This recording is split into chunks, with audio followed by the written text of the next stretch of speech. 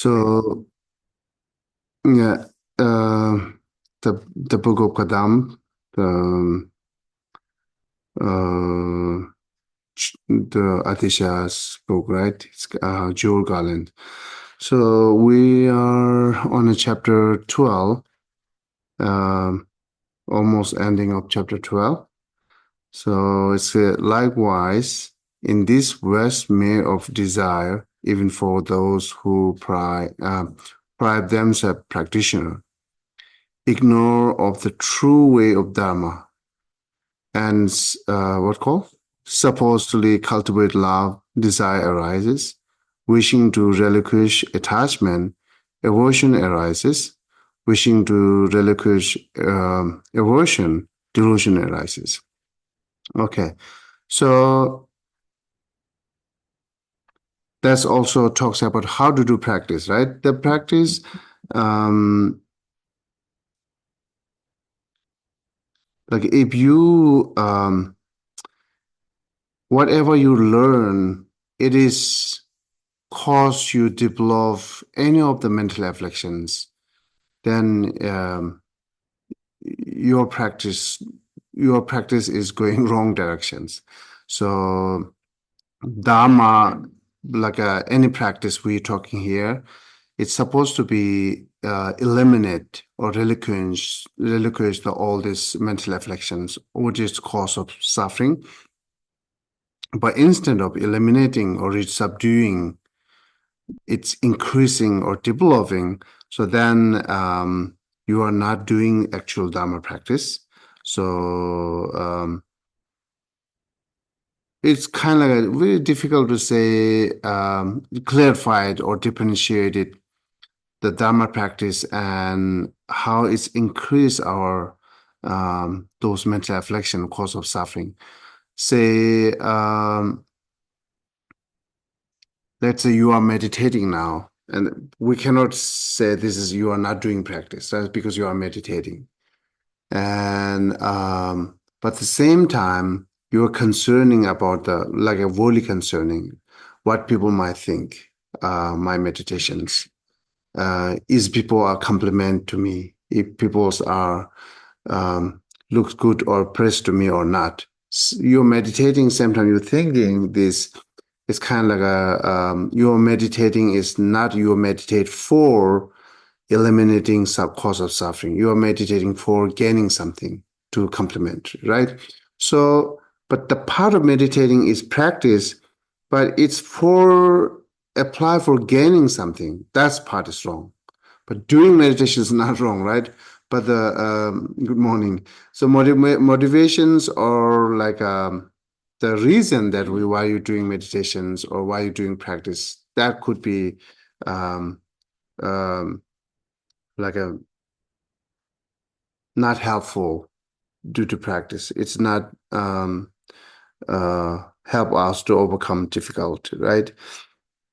So therefore, whenever we do practice, whenever whatever we learn, always think that how it can help me to reduce cause of suffering, how it helped me to change.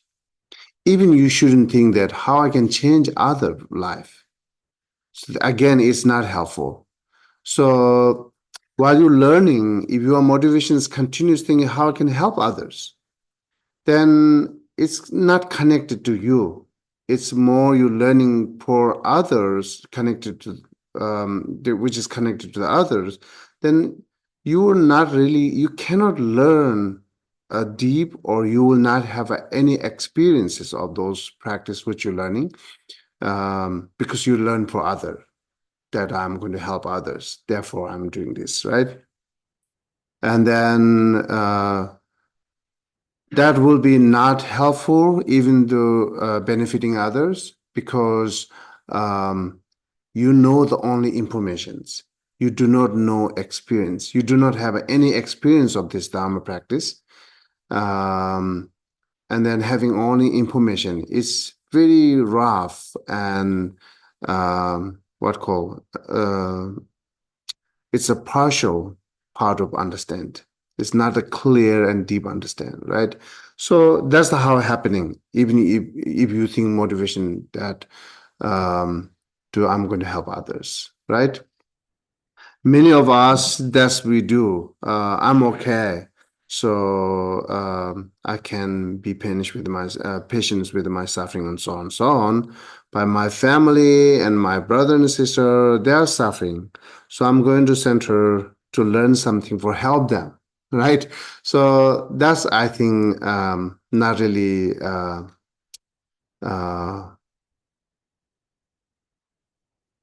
what called what's it critical? It's not really beneficial. Not really perfect beneficial. Yeah, it's not really powerful because if you do not have any practice, if you do not have any kind of experience, whatever you're saying to other is not really clear, or it's incomplete, or it's just partial.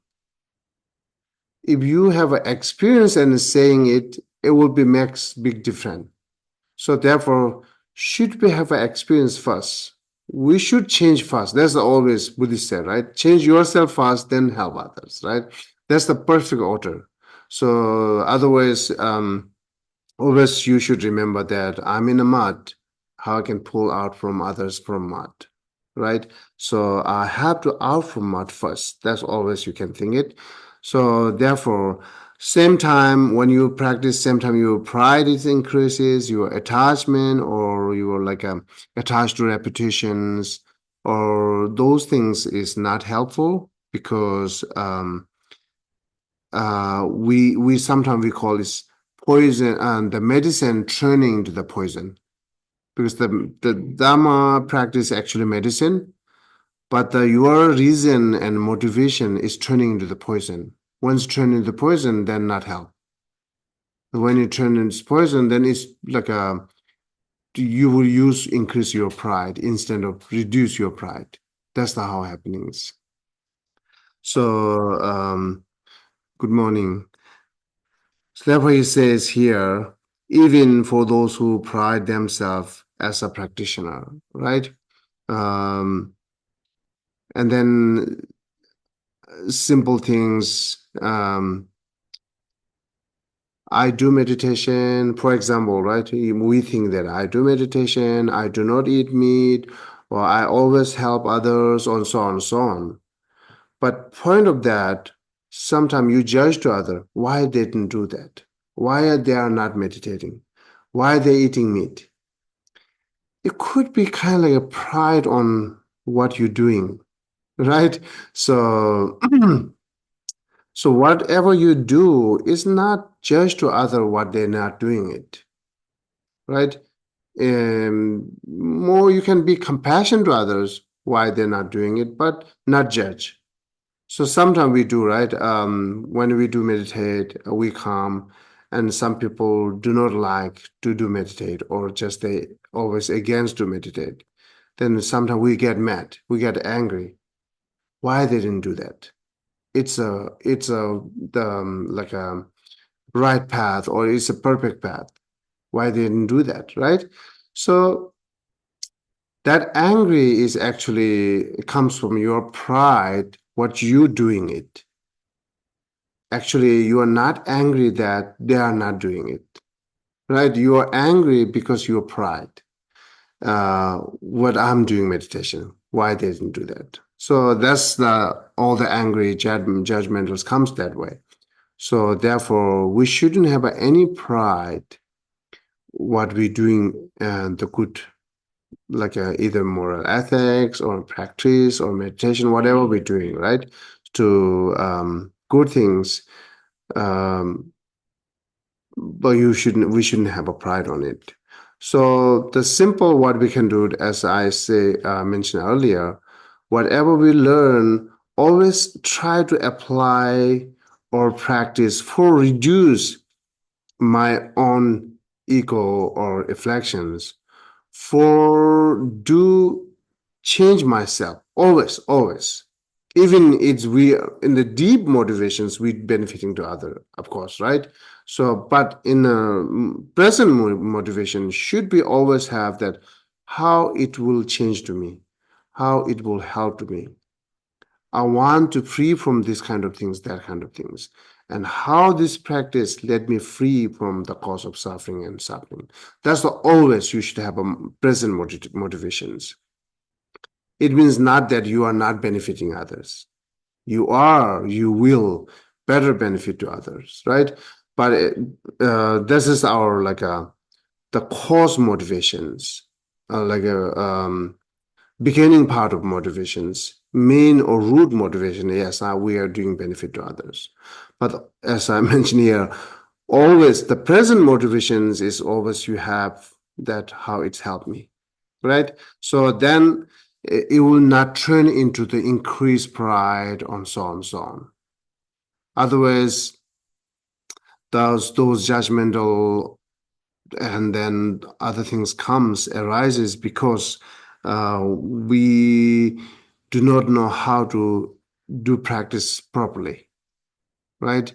So if we want to do properly practice, that you should have a present motivation, how it's changed to me, not the other. It's clear? Therefore, it says here, even those who are practice themselves practitioner, ignore of the true way of Dharma, right? It's a ignore of the true way of Dharma. So true way of Dharma means Dharma should be, as I say, reduce the cause of suffering, but it's increasing the cause of suffering, right? Good morning. It's increasing the cause of suffering. You understand? So therefore, all this judgmental anger, those comes, right? Um, so I remember one of my friends in India, he's not eating meat, and then his reactions while people eating meat with him together, right? His reaction be like this and this, and his attitude is so different because he want to show that I do not eat meat.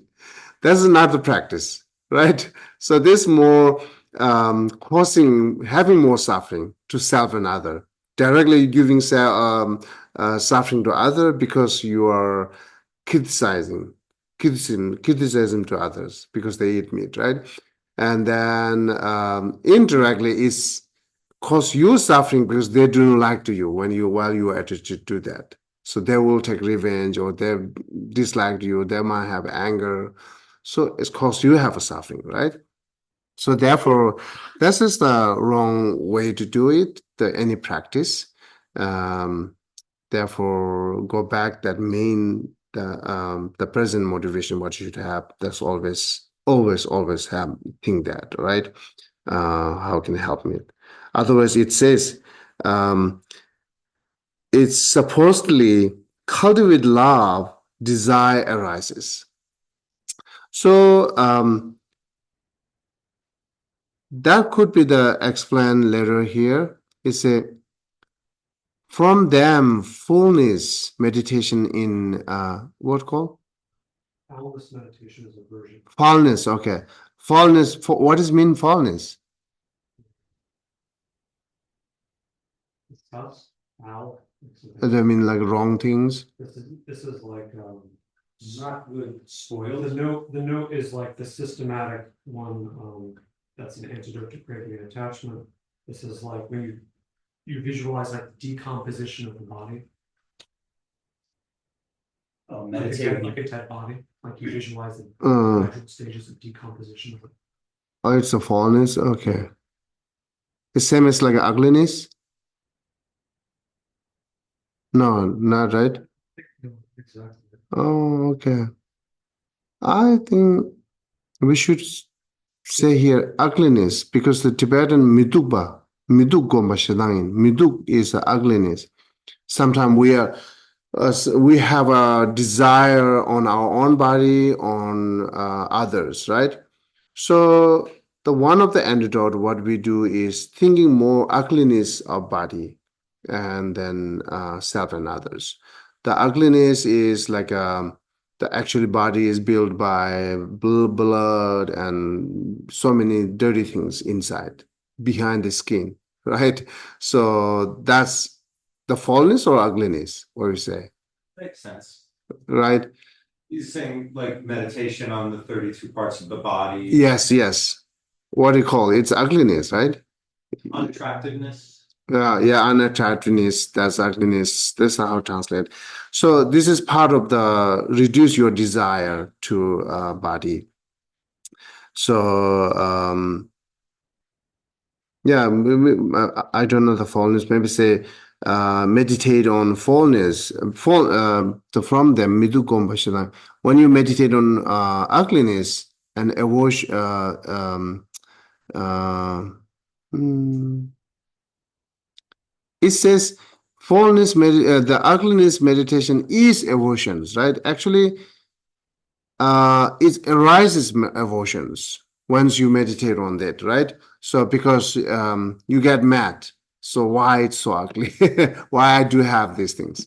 Um, okay, maybe I'll go back then. Yes, supposedly cultivate love. It's a desire arises. Um, the love which we're talking here is the unconditional love, the pure love, right? So that's as big. It's a like a different than our usual love. Our usual love is desire. So here, love is pure love, which is more compassion. So it's that Dharma practice is supposed to be cultivate the pure love or compassion, but actually it's arising more desire.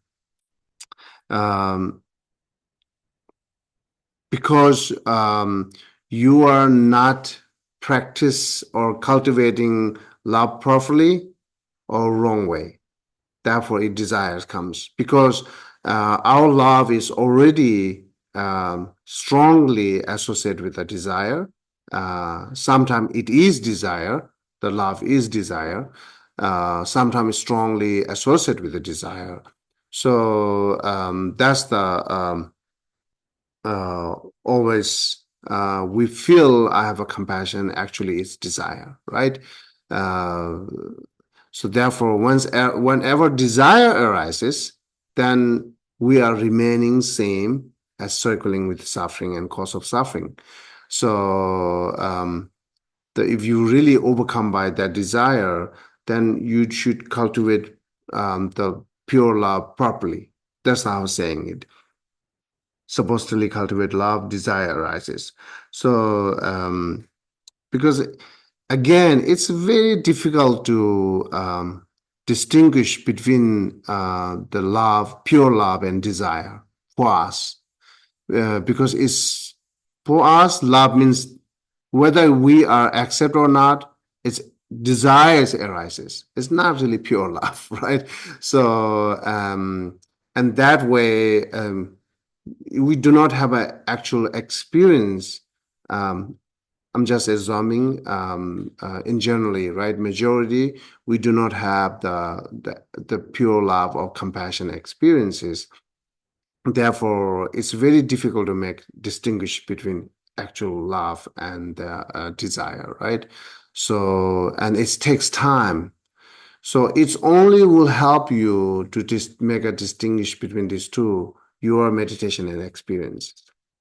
So otherwise, the word, how much we use, it might help a little bit, but actually it's not really helpful to understand clear that, okay, love mean this, pure love, compassion mean this, and then desire mean this, right? It very difficult. So just say whatever we think compassion right now is desire. That's just put that way, right? Then you see it is desire or not, right? So far, I'm going to say it's desire and attachment. It's not the compassion and pure love, right? Again, simple logic is because it's conditioned. That's love and compassion. Our love and compassion is conditioned. right? So how is conditioner? I spoke last few classes. So therefore it says they're supposed to cultivate love, but desire arises if you do not do it properly. And again, if you do not properly meditate, but wishing to relinquish the attachment, aversion arises. So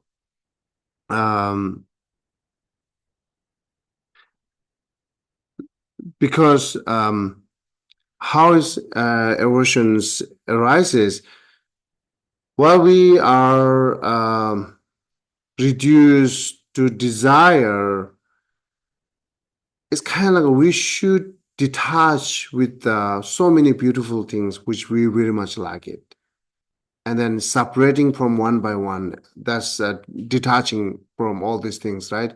And then why I'm doing it, why I should do this, that's all the angers comes then. So because I have to give up something which I really don't want, then actually saying here you should give up this, but I really don't want to give up this.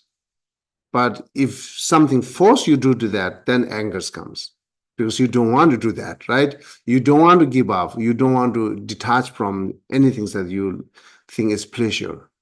So that's the saying here. Wishing to relinquish attachment while you're doing that, and then so many comes that as kind of repeating, you have to detach so many beautiful and pleasure things that cause you have anger. That's aversions arises, and wishing to relinquish delusions arises. So once we have anger, then we want to reduce our own anger. So, but it says that delusions arises. Uh, I think it's saying mm,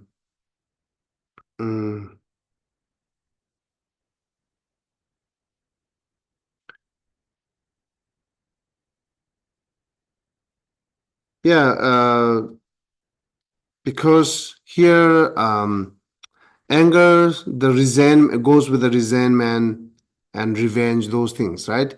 So the someone you really don't like it, and then yeah, so whenever this you see them, you have anger, but you really have to this anger for someone. You want or you wish to have those anger for someone, right? And then but once we try to reduce that part of anger, which you really strong to wish to have anger to someone, then it's not really helpful. Any method which it talks here to how to reduce anger or how to subdue anger, those methods are not useful. It's not helpful because you want to keep those anger, right? So I think this is the mean here to delusion arises. The wishing to relinquish aversions, delusion arises. So is this clear? Okay. What? Uh-huh. Which part's confused to you? Relinquish attachment, that means give up attachment, but aversion would arise. And then you said that if you give up aversion, then delusion arises. Yeah, it's saying if you not do properly, right? In the beginning part is saying here, likewise in the West mere of desire, even for those who pride themselves in practitioners.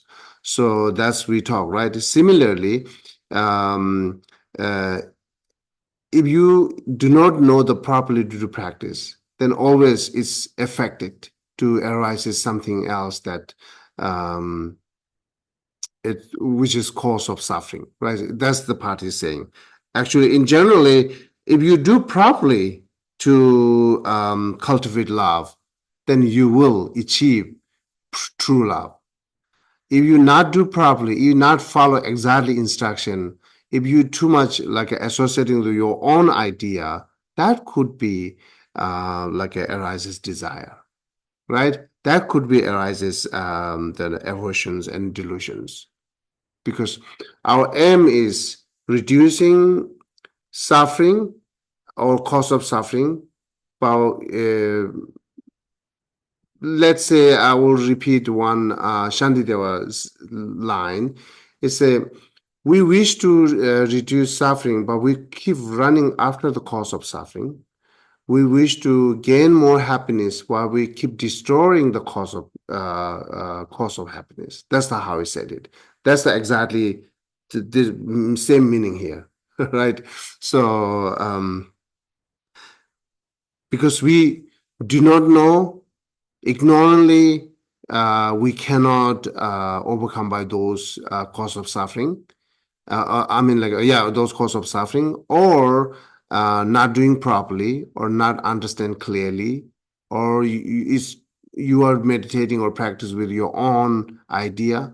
Those could be the affected, not really helpful to get the point. So therefore, if you really want to get the point, whether you like or not, you have to follow the instruction literally, right? So you cannot escape anything from it. You cannot add anything on it. The instruction which is talks on a text, right? So if you adding on it, it could be change. If you not complete, or if you taking as if you like partial or half part, 50% you're doing it, and again it's not really get the point, right? So the follow instruction means cannot add it or cannot make it less. Literally have to follow. If you say you should stand it up, you should stand up, right? You cannot say, oh, why we cannot do it with the sit down. You cannot say that. If you stand it up, right? If you say sit down and do this, you have to sit down, right?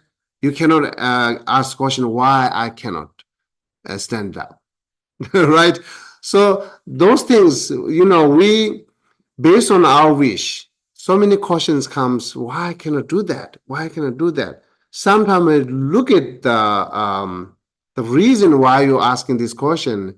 Maybe lazy, you don't want to do this. I cannot do that. Maybe I finding the easy path. So therefore, that questions comes. Why not the easy way? Why the difficult way, right? So maybe like you not understand clear that instructions are, therefore you questioning, oh, why not do that, right? So but we do have a time to ask question.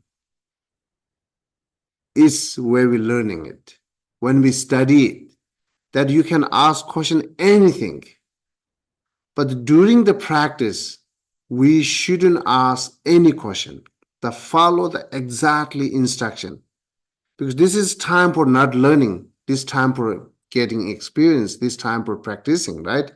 But the time is practicing, that you should make different than study. Therefore, not ask any question. Even comes, you just avoid it. No, I should follow it, right? I should follow exactly how you should do it. So, but once you get out from your meditation or whatever you to practice, then you can think, ask question, right? Read book to find the answer for that. That's, make two differentiate. We never said you shouldn't ask any question. You just follow. You didn't say that. It's different time. When you study, you must ask question. Whatever doubt you have, it make clear, right? So, but during the practice, you shouldn't ask any question, or you shouldn't have any question in your mind. This make two different, right? So then you will be good. Yeah.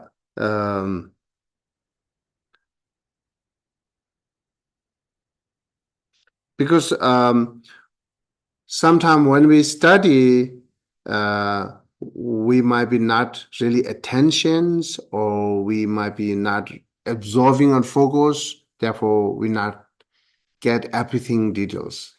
But when you sit down and calm mind, then practicing, then so many questions comes actually, because your mind is calm, you're observing on something, your attention is strong, then questions comes. Then it's too late. Questions should be on his class, study. At that moment, you should come and you should have observed every little word, and then attentions and every single words, right? Then you have a same question while you do like meditations. It safe your meditations better, right? So therefore, we will have a less question where we have a class, because that's the reason. And then when you apply practice or meditation, then so many questions comes because you're really absorbing an attention on it. So that's the difference, right? So, but it's reverse. Now you should have that attentions, and then or like a what call observe in the during the class time, and then those questions will come, right? Every questions. Okay. Is this clear? Okay. The delusion is very often associated with like the failure to see the reality, the nature of reality, Mm-hmm. self Uh-huh. grasping Mhm. and karma, Mhm. cause and effect. Mhm. So is it kind of saying that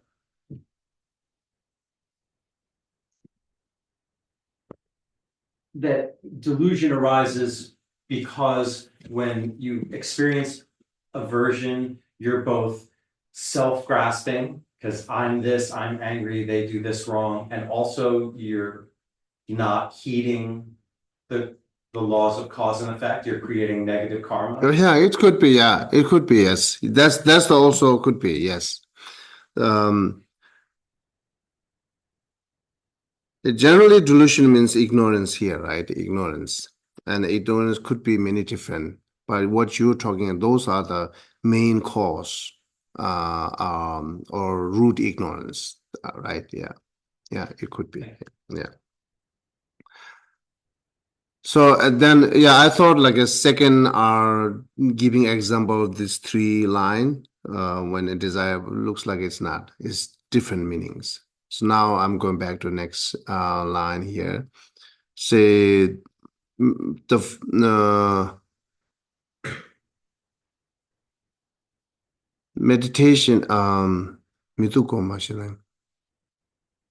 Yeah, ugliness meditation, we say that, right? Uh-huh. Understand what exactly foulness meditation? Yeah, foulness, I try to say here instead of foulness, ugliness. So ugliness is like the cause of our body. All this 32. You remember all this 32? Composition of the body. Yeah, yes, yeah. We take shower and perfume, put it for the chemical, and then we see we are clean, right? That's outside the skin, right? This is the monks and nuns. Actually, we cannot marry, we cannot have desire. So this is the how we taught meditate in the young time when we while we're young, right? So like say we are having desire and attachment to some attractive the man or girl, so man or female. So then immediately we try to think they're the cause and actually the foundation of this beauty. Uh, which is thinking all these 32 substance of our inner bodies.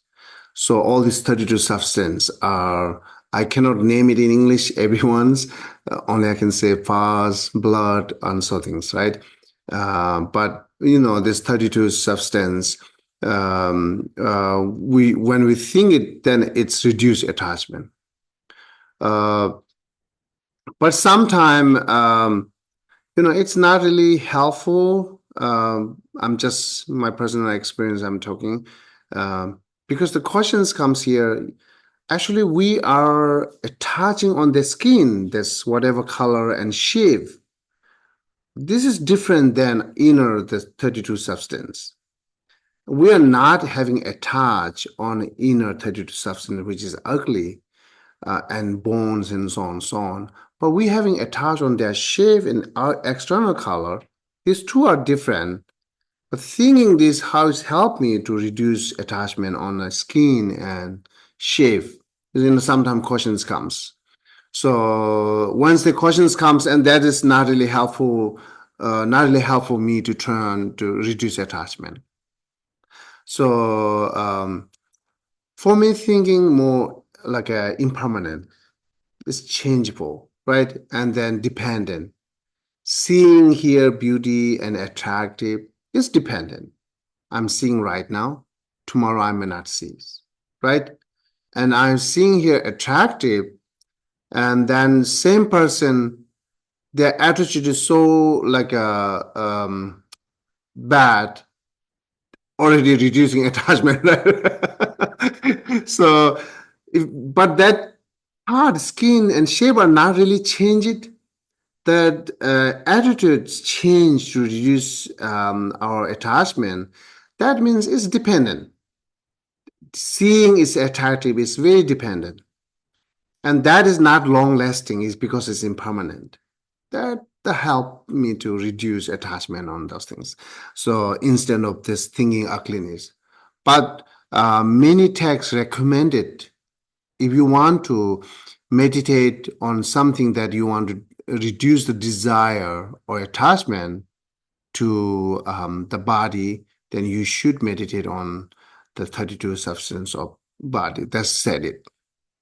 So it might be someone maybe it found helpful. It's different, right? So, but this is it says. But here's the when we do that, is the meditation is aversion. That meditation is not the aversions, right? The ugliness meditation is the not aversions. But it cause you have aversions. It cause you have anger to thinking those ugliness in my body. Why I should have that? Why I have these things?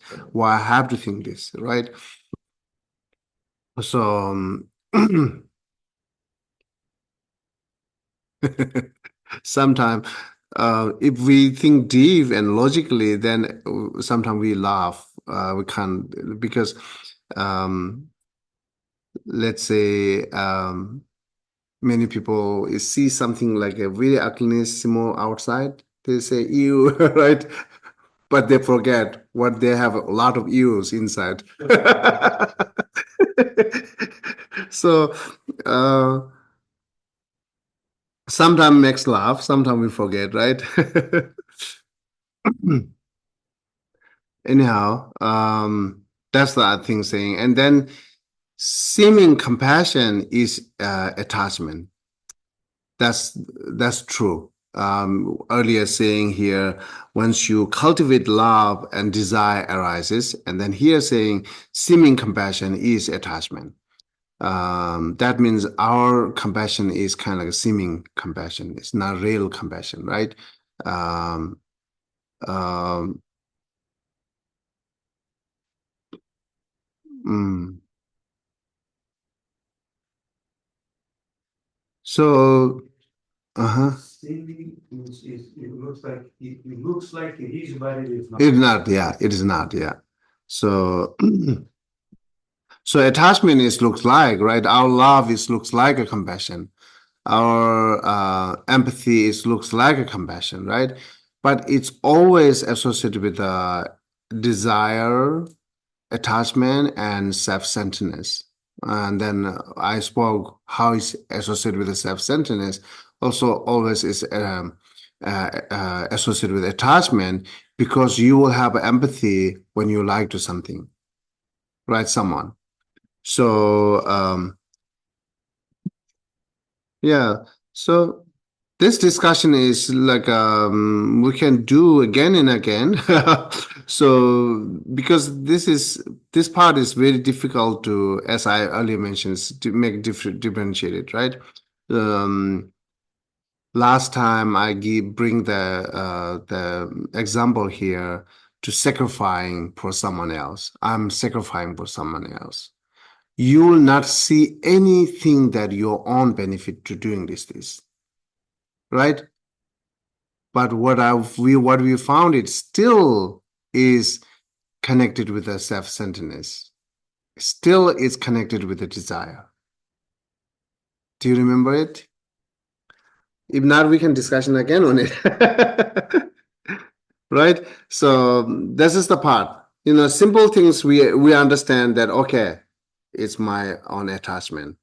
I love children. It's my own attachment. I love my siblings, brother and sister. It's my own attachment. That's easy. But I'm sacrificing for someone else, giving up my, almost my life. How is associated with the self-centeredness? How it is like associated with this desire and attachment, right? So because I do not see any that associated with self-centeredness, because I'm sacrificing it because you like it. Right. Yeah, you want to do that, right? You want to do that, you like it, do that. But one, you can take measure. You want to do that for everyone? No. But some individually that you want to do for some individually, clearly see it's conditioned, right? So, and then that wanting and liking clearly sees is your own desire, it's your own self-centeredness, because you like it. You will not do something that you don't like it. So, right, you are not sacrificed for all sentient beings. You are not sacrificed for everyone. Right? We are not ready to do that. But we are ready to do sacrifice for someone else. That someone else that you picked it up. Why? It's still the condition there is self-centeredness and desire. So this makes sense? Right? So, yeah, please go ahead. But a lot of it, though, is a sense of you have a responsibility, Mm-hmm. and you basically have no choice. Yeah, right. That could be. That's You one. know, Yeah. When you're a parent, you have, it's your job, Uh-huh. basically. So Yeah. but yeah, there's definitely an attachment there, but there's two different things.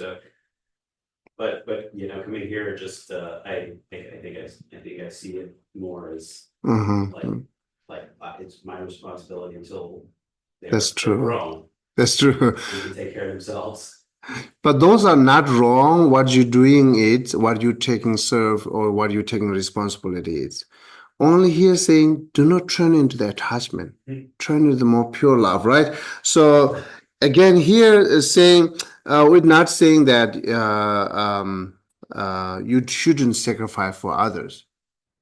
If you could do that. But check your motivation again.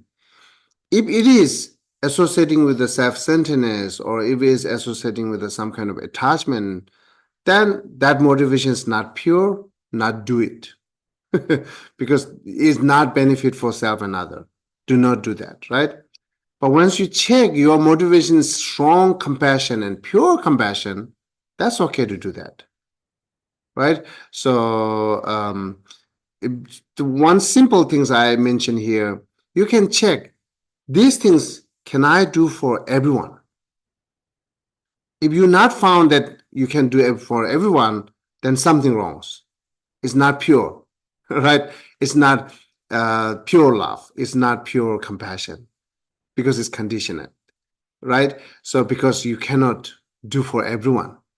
That's how you can take it easily, simply check yourself, right? So then if you found that you only do for someone else, not everyone, then you stopped it and be continuous the part of the serving and helping, be continuous, but the change the motivation.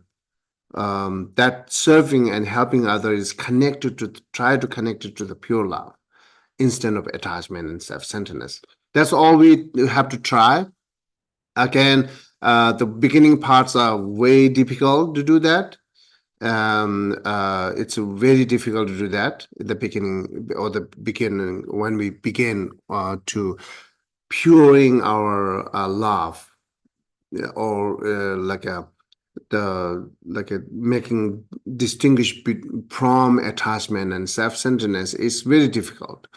So, but once you found some kind of somehow I say popped up in light in your mind, right? The hair. Then you can, if you found some key or little distinguish between these two, will help you to continue to do better. Until then, it's found difficult. Once you found little distinguish between these two, then makes you more easier. That's how we need to do, right? So because why we need to do that? Why we cannot do continuously what we're doing in our daily life? It's okay, right? Then I might say, don't fight then. Right? So if you okay that daily continues to what you want to do it without any changing, without any transforming. So if you continue to do it, but you shouldn't have a suffering, or you shouldn't cause to suffering to others, or you never fight to others. You shouldn't have anger yourself. That actions, right? That actions shouldn't cause. Once action something cause you have anger or suffering, it cause to have other have suffering. That means we have to change now. We have to do something else, right? That daily routine is not enough. It's not powerful. It's not for like helpful to find the peace, right? So that's the reason we need to change. And if you want to change, then you need to understand different between those attachment and love, all those things. And after understand, you try to apply. That's therefore we are trying to practice, right? Because the daily routine is not helpful. I needed to change something, and what else? So then we found something and examining it, test it, then when it's worked, continues, make it stronger and be like a better or further developed it. That's how we need to do it, right? Okay. And then seeming equanimity is delusions. Yeah. Uh,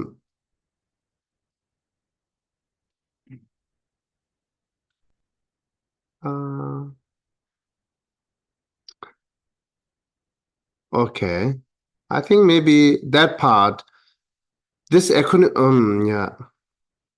Maybe that part might be coming later where we talk like emptiness, the one of the antidote, right? Um, and then say seeming joyfulness is vanity. Okay, this is how we have um, um,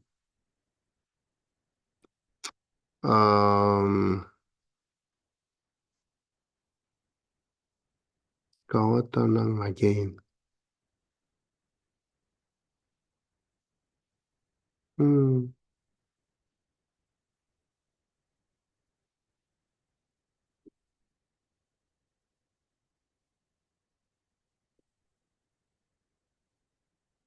Okay, I'm not really clear with this. Seeming joyfulness is vanity.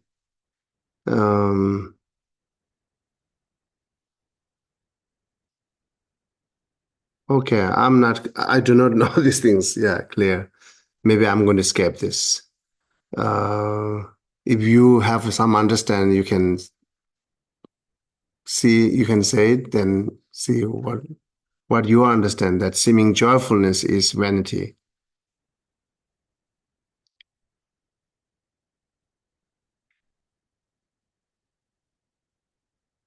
Gratefulness is selfless love, right? I want others never to be separated from the happiness of liberation, right? So you want something for somebody else.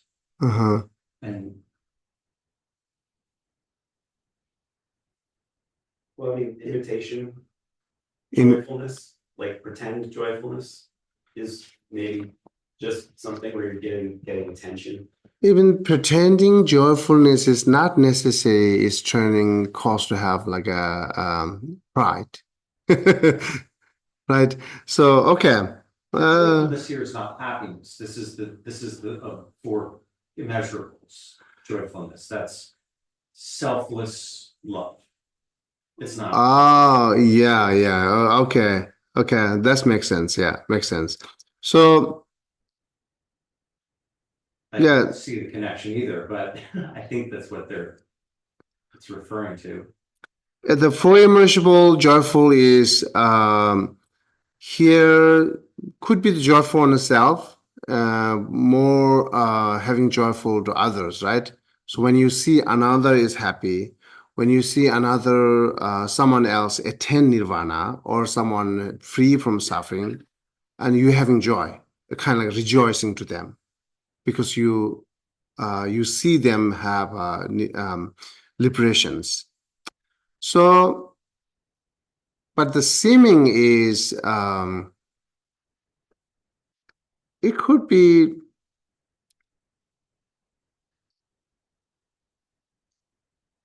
Boastful, like, I'm so happy for you. You know, when someone is not genuine, when they're like, oh, that's great, I'm so glad you got a raise. It's wonderful for you. But in the back of your head, you're saying, I wish I had that raise, or I deserve that as well. Like that would be a defilement that could creep in. do you think that Spoil that. that part is a pride?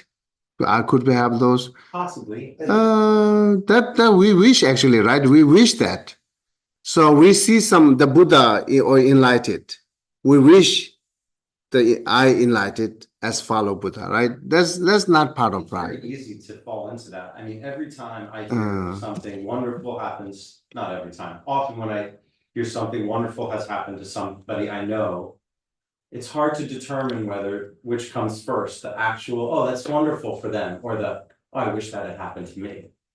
It's like they kind of happen at the same time, and But yeah, it is not necessary to have this pride. Yeah. Only to be happy and not have it turn out about you at all. Nothing about you. A little selfless, happiness for them. Understand, Very yeah. difficult.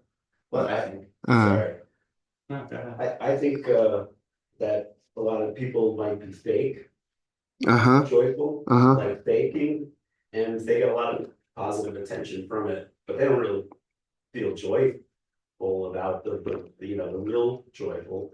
They're just they pretend and fake joy, and then people give them attention. Yeah, I agree. If it is the seeming joyful, See, yeah. but why is pride? Well, vanity. That's the part that's difficult to understand. They'll Yeah. get a lot of attention. They'll get a lot of attention. That'll make them feel good. People think you're generous and loving, Uh-huh. and you may not be. But people, you might have a compliment from this, right? It's seeming joyful. But that's your own experience that seeming joyful is not actually pride, right? There are no reason. Pride means something that you like you feel it's good quality, right? That you might have a pride.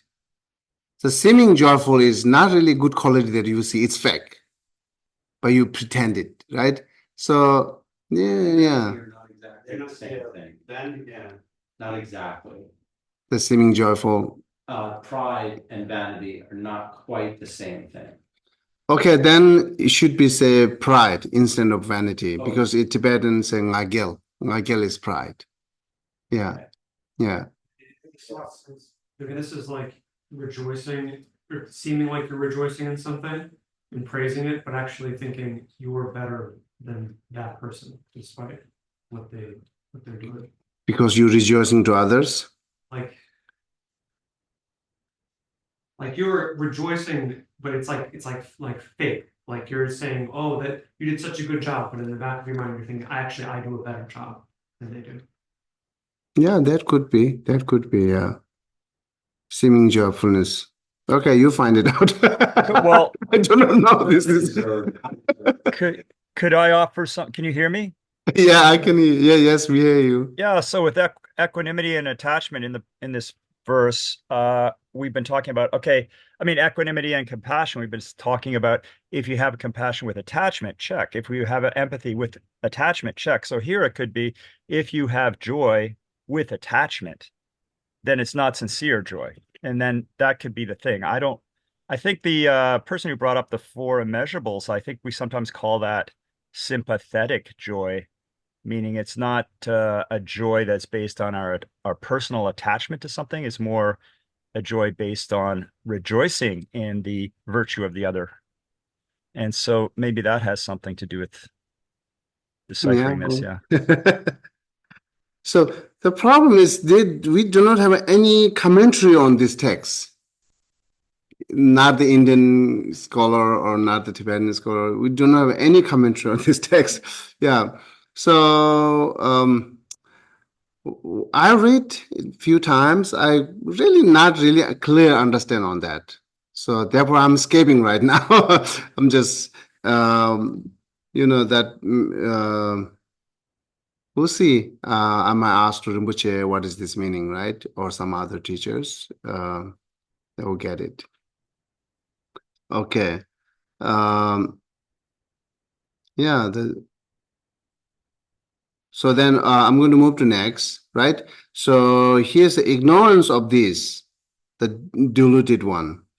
When observing morality, think by grasping it is superior.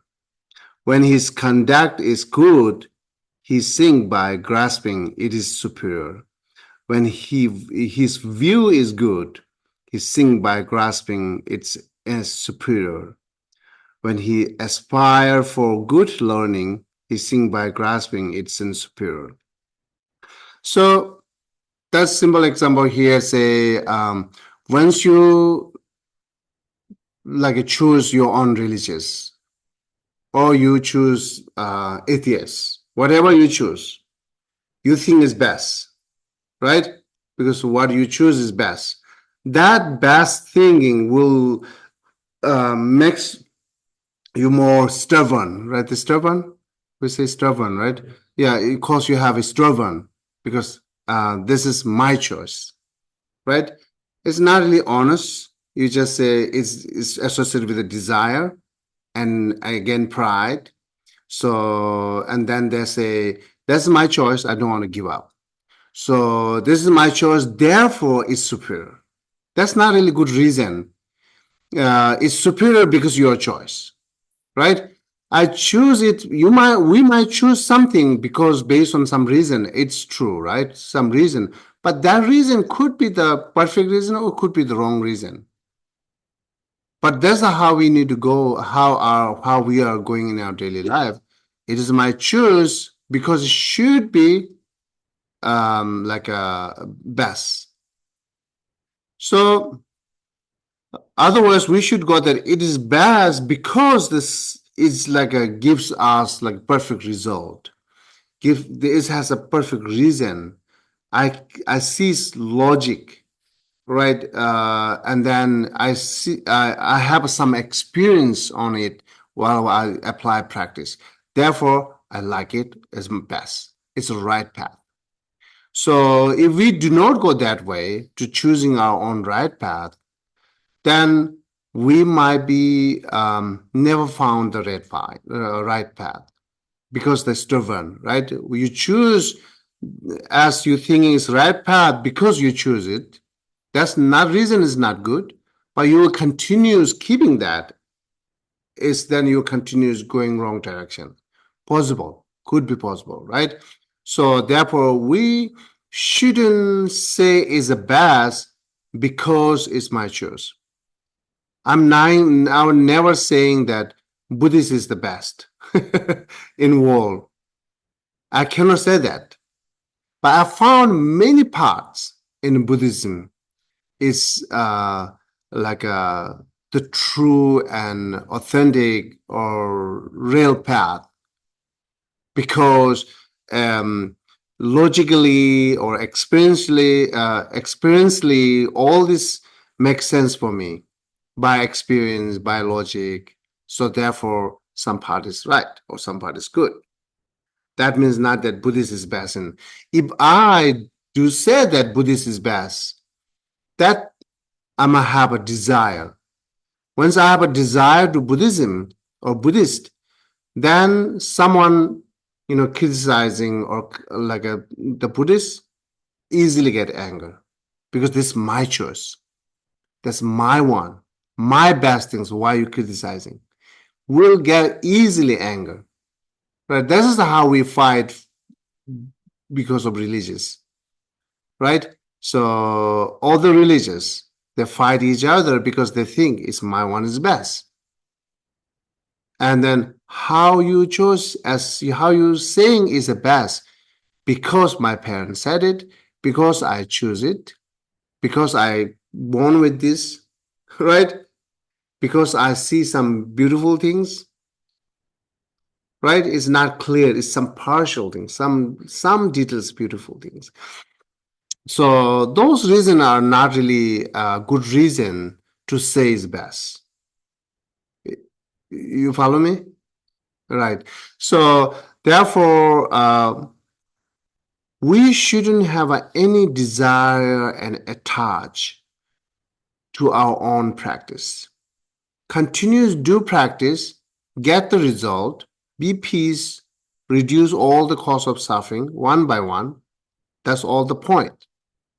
The point did not say like this is the best in the world, right? So, but when you get 100% experiences, then you can say, yes, this is best in the world. That's the one thing, right? But based on you test with the everything's. Otherwise, yes, Buddhist brings you good result. It means not that some other path cannot be brings you good result. Possible, right? But you never examining, you never learn the part that others parts, but you learn here clearly, then you gain something. This is good, but you cannot say this is the best in the world because you do not know other things, right? You never learn other things. So therefore, it's not really judgmental in saying it's best or not. If you remember, then when we talk about the 6 rude mental afflictions, at the last part, it's called the view, the wrong view. Wrong view has the 5 classifications, 5 divided. The 5 dividing in this is we say Tulchu Chunzin, Tawa Chunzin means like a whatever I'm doing, it's a superior. Like say sacrificing animal is the one of the religious part, right? What is the religious practice? They think is superior. This is the best practice in the world. But why they're saying is best practice role, they do not see any actual result, right? So yeah, I remember one like an Indian lady. She she's good writer, the poetry writer is right. That she mentioning that who we know each other's every day connected, every day be kind and every day helpful, but we always not worship them. We ignoring them, like say our family, right? So the families, we ignoring them, we not respect to them. But every day connected knows very clearly and helpful, right? But she said something there we never seen before, but we are very much respecting it. Right? So, but we see it every day, we're not respecting it. Let's say God or whoever's, right? So we never see it before, but we do very much respect it. That could be the wrong what called the wrong view. That's part of the wrong view, right? So here the bottom line saying is whatever you do practice, try to get the result. That's the all point. That's all matter. But you don't have to think it is superior. You don't have to have desire and attach on you these things. That's the saying here, right? What do you think on it? Any I do see thoughts? Buddha Dalai Lama is one of the few spiritual leaders I've seen that goes out of his way to connect with other religions, find common viewpoints and common ways to help humanity. And Yes. another monastery that I follow online, Empty Cloud Monastery in New Jersey, they have weekly meetings with the Catholic monastery down the road. I see. And they're very open about how they don't see eye to eye philosophically at all, but they don't talk about that. They talk about their common goals of reducing suffering, Yes. which tends to be a common goal among all religions, whether it's carried out authentically or not. I don't know whether that's just because I've been concentrating on Buddhism for some time and I was very agnostic before this, or maybe it's actually the case, but I do witness a lot of outreach from Buddhist organizations, seemingly disproportionately to some other religions. I find that very inspiring. Yeah, those like religious harmonies is important, very important. So same time, His Holiness mentioned that the faith and respect is two different things. You cannot have a faith for everyone, everything's. But you should respect to everyone and everything's. So there are many common things there, like a part of morality, many common things there. And if we go a little bit deeper, then it's different views there, right? So if you like have a faith for 10 different views, then you will not get any result in the future because you are following 10 different views. And then, like say, for example, selflessness and Atma, right? You believe to Atma, you follow it. Same time you believe to selflessness, you follow it. What really you get it, right? So that, What's the first thing you said? Atma. Atma is self, strong self, self-grasping, right? Yeah. So who believe the soul? Yeah, that's Atma. Oh, Yeah, okay. yeah. So who believe soul or who do not believe soul? There's two different view. You cannot follow same time in the both.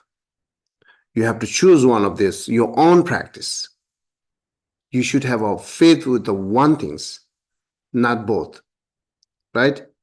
But you should respect both. So that's just how we keep religious harmonies. So yeah, I remember one time we have the interfaith conference. So they invite me, and then Hindus there, Islamic there, Jews there, Christianity there, all is there. And then our theme is compassion. And then they talks, and they talks. Islamic say everything is Kuda, like they are gods, right? And the Hindus say everything is their God. Islam and Jews say everything is their gods. So, and I mention it, if we really thinking to come together and help the world and people, better not connect it with your religious part, the term, right? So if like say, if we promoting compassion in the world, if we promoting compassion to the individual life, not use any religious term, why not just pure compassion bring? Do not have to say Buddhist, Christian, that would be the better help. If you still holding, say, you must follow the Kuda and Qurans, you must follow the Shiva, you must follow the Jesus, and so on, so on, then actually not really open choice. We're not giving them openly choice, right? So it's kind of like a forcing. It's kind of converting, right? It's part of the converting. If we're really bringing compassion to life, we shouldn't convert anyone's. Let them have their own life freely and add more compassion on it. by actual really reality or what it can have experiences. That's the best thing we can help others. So I mention it and everyone ignore my topic because it's like a conflict, it find it, right? Because I'm the last person who talks, and then each one talking this. The final conclusion is Khuda is best, right? And then Shiva is best. And then we'll call it Jesus is best. That's the how we need to come. So that's good for religious person, right? You can use these terms for religious person. You cannot use this from for world and everyone's, right? So it will be disturbed to bringing actual compassion to individual life, because there are many things people don't like the religious part, right? They they not follow it. So therefore, His Holiness mentioned that secular ethics, secular compassion. So those are very meaningful, and actually that part is really thinking, I'm not here promoting my religious. I'm here to helping the sentient beings to free from suffering. When His Holiness said that, that's how I understand, right? Secular ethics. Secular ethics is bringing something that we can all accept it commonly. Let's say, do not kill. Everyone accept it. Everyone knows it's like a killing is harmful. It's torturing. It's like a giving suffering to others. Everyone knows that's secular, right? So the one, secular has a many different ways to define it. That's one way to define this is secular. So which is can commonly, everyone can accept it. Everyone can feel it, experience it. Based on that, we bring some kind of ethics, morality, which is necessary in individual life world. So that's all the point. When we help others, just bring what is best things and helpful tools in individual life. But there are some other there who follow like a sincerely religious path. This is different issue, right? This is different issue. We can talk to them, whatever requirements have to do. So, but that cannot bring to everyone. So this is how I found it. And then next time they invited, then I say I'm busy. Because do not see any meaningful to go there, right? But yes, that might be one things I did wrong, not respect to them. I should respect to them, yeah. So respecting means not just bowing down, not criticize for other religions, not blame to other religions. That is also this is the I think good respected. So we might blame to other religions because thinking my religious is superior. If you think that, then you will blame.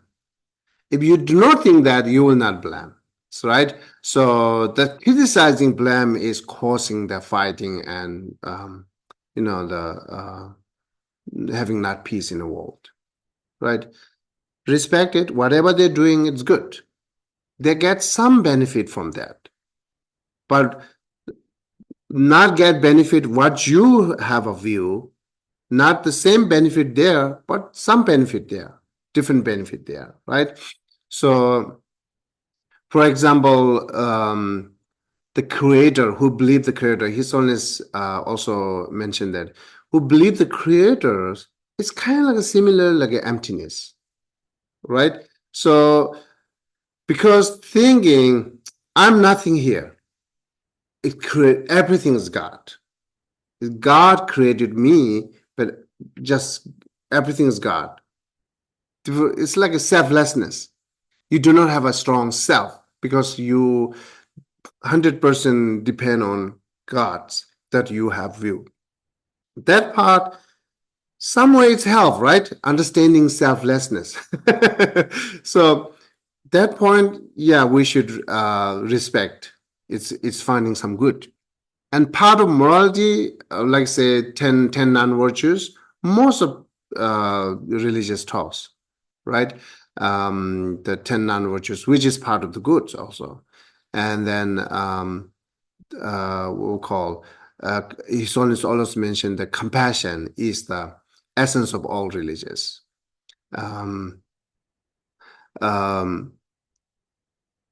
But I do not read the Quran, and but some part I read the Bhagavad Gita in Bibles, turn other cheeks, or so on and so on. That's the compassion talks, right?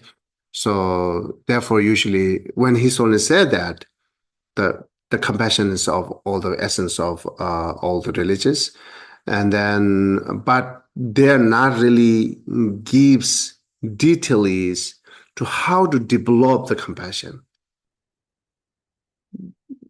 Like a Buddhist, right? So therefore, I'm saying their root Buddhist commentary for compassion. We can take that. Brings us more harmonies, is best things. But your own practice always keep with the one faith.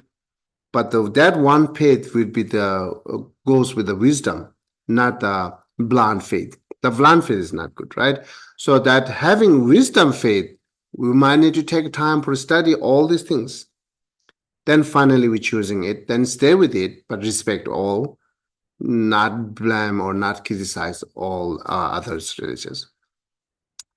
And then it is one of the bad karma, which we mentioned in our Buddhist saying, if you criticize to other religions with your anger and attachment, then it's you're creating karma, is abandoning dharma. It's similarly to kill father and mothers. That's very strong karma, very heavy karmas, which call abandoning dharma, right?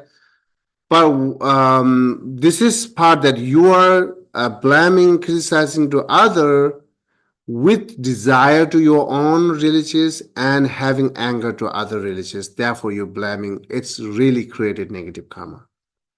But while the discussion is different, right? When we discussion, it is wrong. It is right. We can say that. But we shouldn't have any like a negative emotion at the moment. We need to be honest and like a clear mind, open-minded, and based on that, well, with discussion, you can say, oh, this is wrong because of this and that. This is right because of this. That we can say it. It means not that you are blaming it. Whatever we're examining on something, we're finding something wrong, something right, that we can say it, right? So also need to be differentiate between here to criticizing with anger and then blaming the saying wrongs with the reasoning and logic with a sincere mind. These two is different. You can do this, but you cannot do that. If you do with the angers saying is wrong or the bad, then you will create a heavy karma regarding Buddhism. Yeah. Okay. So therefore, say and then this is like someone sleeping in the winter with a what called insufficient beddings. When the head is covered, his lower body is exposed. When the lower body is covered, his head is exposed. Although, what called? What? Oh, covetousness. Okay, covetousness may increases one who is destitute, and it is of one no use, for it will sink him into the mirror of desire. That's help not at all the for disease. His dashes his workable chances for the freedom. So see these defeat and pull up the string of your hearts. Okay, so this is talking here. If you not do properly practice, you're getting something, but you're not getting something. It's saying here, you cover head, then the feet is exposed. You cover the feet, the head is exposed. Means like you getting, if you not the follow exactly instruction and not the clear understand, you're getting something or not getting something, or you're missing something at the same time. Let's say you cultivate love, desire arises, right? Or you try to meditate on ugliness, but aversion arises. So that's kind of things. This is kind of giving example above meanings are. So therefore, usually we say there are 3 persons involved. One person is totally do not know anything. It's 100% ignorance. And one person knows clearly everything. And one person is no 50-50. Like say Buddhist, no 50-50. Other religions, any study things, no 50-50, right? Which is most danger within these 3 persons? Yeah, that is the danger actually. Yeah, Likely to get into trouble maybe because they don't have the perfect knowledge of this world. yeah. Neither are they ignorant, so they would be affected. They can just close their eyes and sit and say that I don't care about this matter. You care about it, but you don't know how to detach yourself from the suffering. So you always have a conflict in your head. Yeah, it is. And also, as you know, the 50-50 person, you pretend or you feel I knows, but you know the 50, but you do not know the 50, but all the other part of 50 you are making up. That's the danger. That's very danger. And so either you should know clearly or shouldn't know anything. That's the safe. Who do not know anything is just safe. Who know clearly, they're safe. 50-50 is danger. So therefore, try to understand clear is the best. Whatever you're learning, right? So we know some kind of partial things, and then we feel I understand everything. Now I understand. That's how we feel it, right? So actual, yeah. Still there are so many things to learn to, like say morality we talked many times, right? Are we understand clearly about morality? It's question actually. Part of say killing, are we understand the karma, the bad karma which is killing is the bad, are we understand clear everything, right? So um yeah. So therefore, what we know is good, but always conformed and make it clear what we knows, because we might know roughly, right? Then we feel I know everything.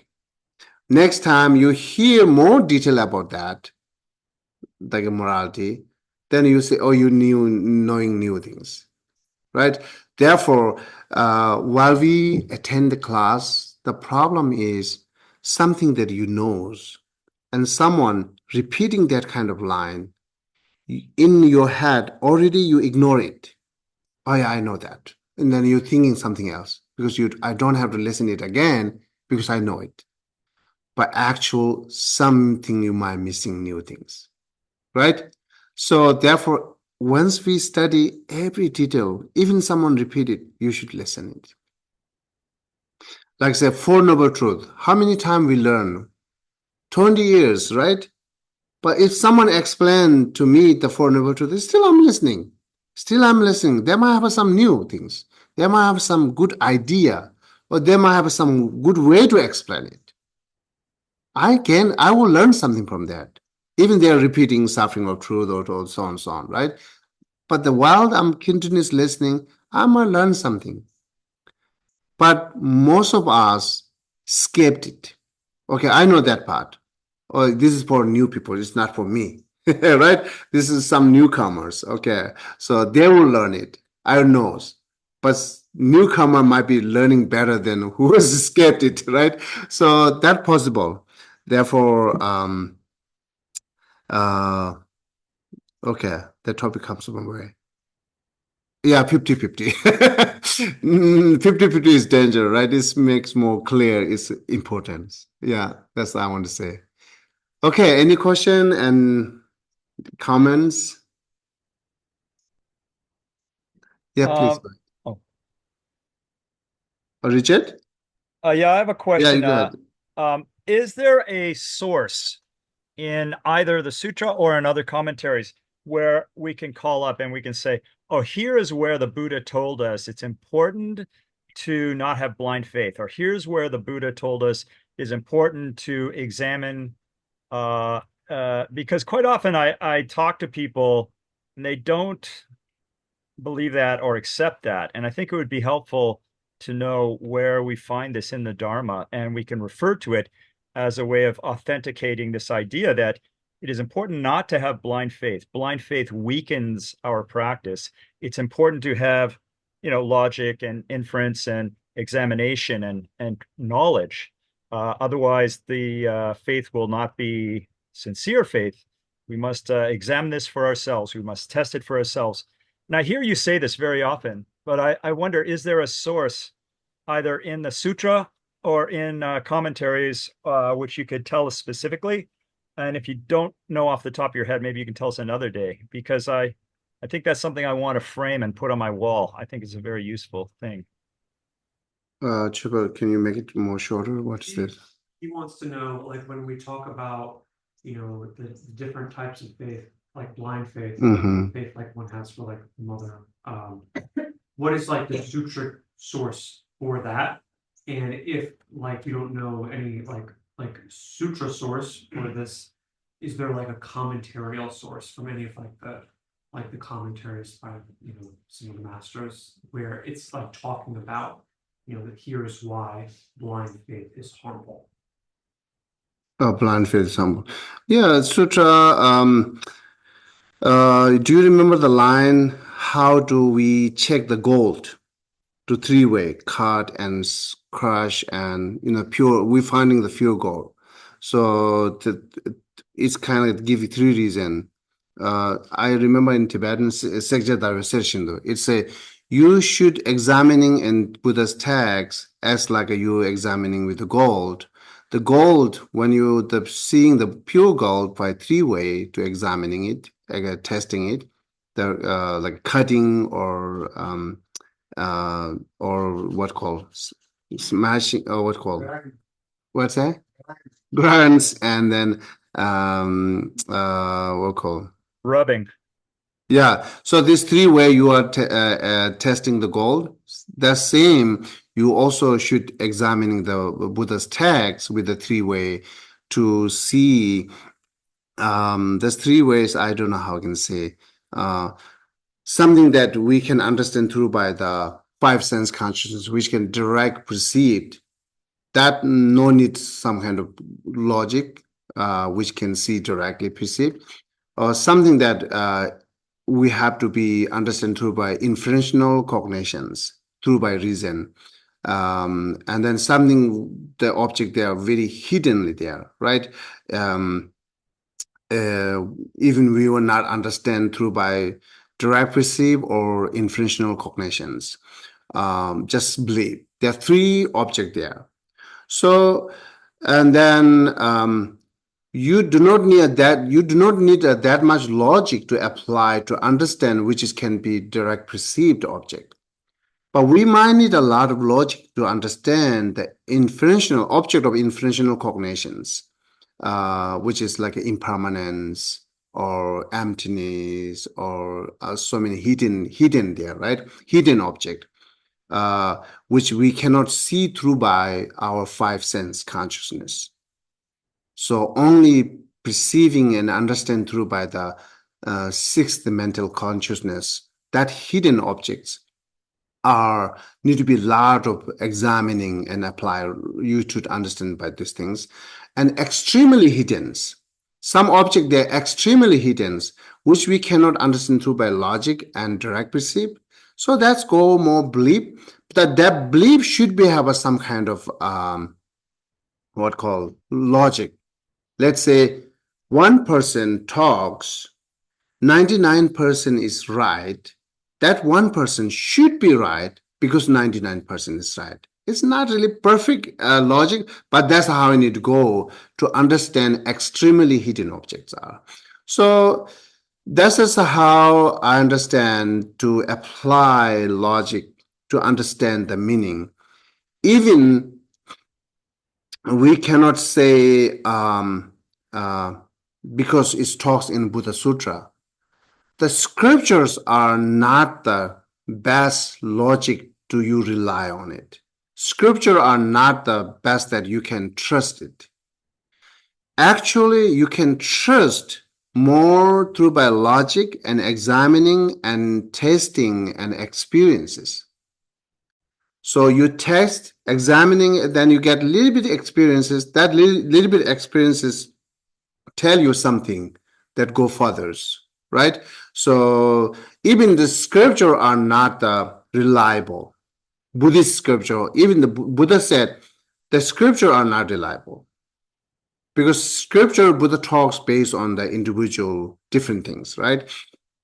Actually, we should rely on logic and more experiences. That's how it says. This the line with Tibetan says Sekje Dharya session the Lekbatalanga, you examining my teachings as like a you examining gold three-way. So you examining my teaching with a three-way. Look at something that are directly perceived that you can examining, not that the examines, you have to understand clear which can direct perceive. You should more examining, it's a hidden there, hidden object there, like impermanence, emptiness, and so on. So hidden object, you're more examining on. And they are extremely hidden object, which you cannot examining it, which you cannot see directly perceive.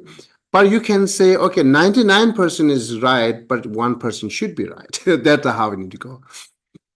So that's how we go through by examining and finding that our own object of practice. That's how you're saying, Richard? Yes, very good. Thank you so much. And I was also thinking of Arya Deva's, 400 verses. The first chapter maybe talks about the three types of belief system: directly perceiving yourself with your own eyes, like you just said. The second one using logic, and the third being trusting an authoritative source such as the Buddha, who has, I think this is what you mean, who has always been not lying to us, who has always known, who has always told us the truth in other things. So in this one thing, we can trust the authority of the Buddha or the authority of some other being, perhaps. Is that also another way of looking at this same thing, perhaps? Yes. Yeah. It's saying you shouldn't conclude it by the text because as Buddha said. You should conclude it by the reason and logic. That's the bottom line we're saying here, yeah. Richard, can you hear me? Thank you. Yes. Okay, there is a sutra that is like exactly what you're looking for, and I hate to tell you this, but you should Google it because I'm terrible at remembering the sutra verses. But if you Google exactly your question, I think it's in the Dhammapada. It exactly encapsulates what you're saying. It's the Buddha's quote on, don't believe me because I'm saying it. Don't believe things because your parents said it. Don't believe things because the Brahmin said it. You have to try them. And the result is either beneficial for yourself and others, or it is not. And if you do a couple of those keywords, you will find it very easily because it's I have seen it many times and I wish I could remember, but I'm just terrible at that. I read too many different things.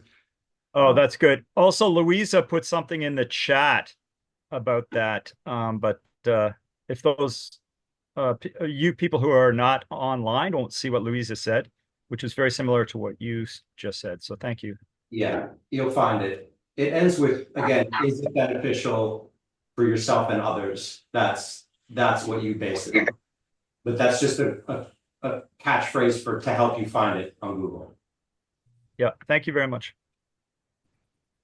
Yeah, this is one reason I really admire Buddha's teaching, because it's really opening us, it's giving us choice. Even we are Buddhists, still giving us choice. You should follow the logic, not that I said it. It's beautiful, right? It's very beautiful. Because that much Buddha has a confidence. If someone really the sincere mind, with the sincere mind, examining with the sincere mind, they're finding something good, right? This is one thing that we're admiring to Buddhists. And then even still his text, still we can examining on it. It's free. He encouraging us to say, you're examining it, right? So that's beautiful part. Yeah. Okay. So any other? Yes. Geshe, I was just laughing to myself because yes, I tried to put an answer for Richard, but your answer was so thorough. And what I answered was so superficial. So I'm having a good laugh over here in Sherman. I see. Just a quick thing, just, going back to the 50-50. Uh-huh. I mean, I know, I understand what you're saying, but also I wouldn't be here if it weren't for a 50-50 half ignorant person telling me about Mhm. Buddhism. You know what I mean? So it kind of turned me on to it and kind of brought me in and started me on reading and then eventually coming here. You know what I mean? So there was like a positive outcome to his ignorance, but you know, he's kind of like he didn't claim to be anything special. Yeah. You know, he knew he was somewhat ignorant, but the exposure that I had from this person I see. was very beneficial to me. That's great. Yeah. So the part of the 50-50 could be we can take that way. We feel I understand, but still there are so many things to left over learning. That 50-50. So I'm still 50-50. So because so many things still need to learn. But good that whatever I learn, I found like a rational, right? So and then but something there. I have a questioning. Even like that long I study, still in questioning, not clear in my mind, because we study all this sutra, tantra, Theravadas, Mahayana, everything we study it, and all these tenets we study it. But we do not have that much caution in the below tenet skull, but we still have a lot of cautioning in my mind to like the tantra parts and some other like a sutra part. So not clear. So until not clear, keep researching, keep studying, keep looking to there, right? Instead of giving up. So that's how we need to, yeah. Yeah.